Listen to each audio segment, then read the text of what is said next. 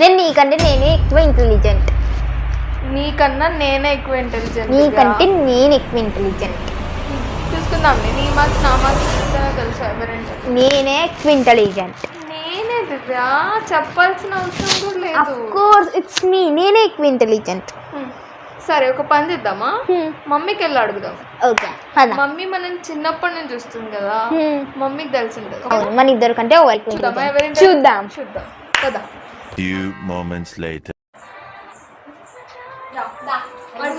అడుగు. Mummy mummy అమ్మా mummy చెప్పండి బేటా. ఇంటెలిజెంటా నేను ఇంటెలిజెంటా? మమ్మీ నేనే ఇంటెలిజెంట్ కదా. నేనే కదా. నేనే ఇంటెలిజెంట్.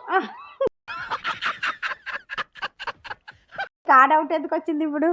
దివ్య అంటుంది దివ్యనే ఇంటెలిజెంట్. నాకు దివ్య కంటే ఎక్కువ మార్క్స్ వస్తాయి కదా, నేను కదా ఎక్కువ ఇంటెలిజెంట్. కాదు మమ్మీ, లాస్ట్ టైం అక్కకి ఎక్కువ తక్కువ వచ్చింది, నాకు ఎక్కువ వచ్చింది. నేనే ఇంటెలిజెంట్.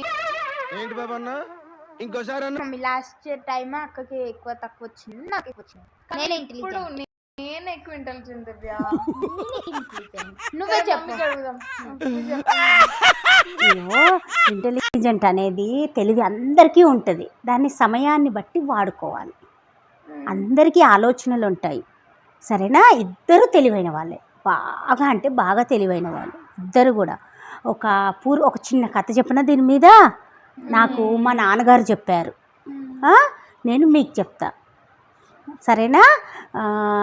పూర్వము ఒక షావుకారి ఉండేవాడు. షావుకారి అంటే తెలీదు. షాప్, ఓకే, షాపు, కిరాణం కొట్టు అంటారు. ఆ షావుకారి కిరాణం కొట్టు నడిపేవాడు. అక్కడ కిరాణం కొట్టు నడపాలంటే ఎవ్రీడే మరి ఆయనకు బిజినెస్ అవ్వాలి కదా. అవును, చక్కగా బిజినెస్ అవుతుంది ఆయనకు. ఒకరోజు ఇలాగే ఇప్పుడు మీరిద్దరు నేను తెలివైన దాన్నా నేను తెలివైన దాన్నా అని ఎలా అడిగారో ఇద్దరు దేవతలు పోటీ పడ్డారంట. ఏమని? నేను అందంగా ఉన్నాను, నేను అందంగా ఉన్నాను. ఏ దేవత? మనకు అష్టలక్ష్మిలు ఉన్నారా? అష్టలక్ష్మిలలో లక్ష్మీదేవి అంటారా? ధనలక్ష్మి. ధనలక్ష్మి అంటే ఏంది? డబ్బులు ఇచ్చే లక్ష్మి. డబ్బులు, అవునా? మరి ధనలక్ష్మికి ఒక అక్క ఉంది, ఆవిడ జ్యేష్ఠలక్ష్మి. జ్యేష్ఠలక్ష్మి అంటే ఏంది? జ్యేష్ఠ అంటే బ్యాడ్ అంతా కూడా. గొడవలు ఉండడము, డబ్బులు లేకపోవడము, దరిద్రం ఉండడము, ఇంట్లో ఎనీ టైం గొడవలు ఉంటాయి. జ్యేష్ఠలక్ష్మి ఉంటే పక్కింటితోనో పొరుగింటితోనో మమ్మీ డాడీకో అత్త కోడలకో ఏదో కావచ్చు. ఇక మనకు తింగర్గా అన్ని మైనస్లు అవ్వడం జ్యేష్ఠలక్ష్మి. మరి ధనలక్ష్మి ఉంటే ప్లస్ మనీ సూపర్గా ఉంటుంది లక్ష్మీదేవి. ధనలక్ష్మి వచ్చేస్తే అష్టలక్ష్మిలు వచ్చేస్తాయి, ఆ చక్కగా అన్నీ ఉంటాయి. మరి ఇలా గొడవ పడుతున్నారు వాళ్ళిద్దరు. ఏమని? నువ్వు అందమా నేను అందమా అని ఇద్దరు గొడవ పడుతున్నారు. అప్పుడు వాళ్ళిద్దరు ఏమనుకున్నారంట, సరే నువ్వు అందమా నేను అందమా అని మీరిద్దరు తెలివి ఎవరికి అని నా దగ్గరికి ఎట్లా వచ్చిరో వాళ్ళిద్దరూ షావుకారి దగ్గరికి వెళ్ళారు. షావుకారి దగ్గరికి వెళ్ళి షావుకారి షాక్ అయిపోయాడు లక్ష్మీదేవులను చూసి. అక్కడ ఉన్నది ఎవరు? ధనలక్ష్మి, జ్యేష్ఠలక్ష్మి, అక్క చెల్లె. మరి ఇద్దరు ఆయనకు అడిగారు, నేను అందంగా ఉన్నానా అని అడిగారు. అప్పుడు ఆ షావుకారి ఒక సెకండ్ ఆలోచన చేసిండంట.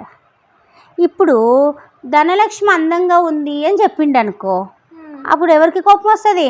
జ్యేష్ఠలక్ష్మికి. మరి జ్యేష్ఠలక్ష్మికి కోపం వస్తే అప్పుడు ఈయన పని క్లోజ్, అంతేనా? మరి జ్యేష్ఠలక్ష్మి అందంగా ఉంది అని చెప్పినాను అనుకో, ధనలక్ష్మి ఇంట్లో ఉంటుందా? ఉండదు, అప్పుడు కూడా వెళ్ళిపోతుంది.